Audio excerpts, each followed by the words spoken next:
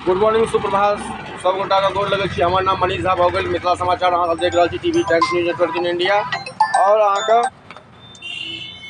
संपूर्ण वाचन पेपर। तो तीनों सेक्टर में हम सब अवेलेबल छी। अखन जो ब्रेकिंग न्यूज आ रहा है मधेपुरा के डीएम साहब के गाड़ी दुर्घटनाग्रस्त भऽ गेलन हँ NH57 पर, जतऽ हम सब अखन अवेलेबल छी।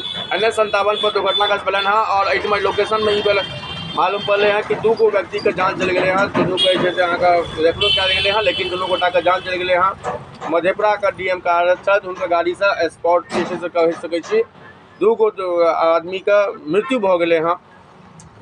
तो तहे दिल से यह एखुनका बहुत ही दर्दनाक घटना है। फुलपलास अररिया संग्राम खोपा यहाँ का एगो स्पॉट पॉइंट भऽ गेल।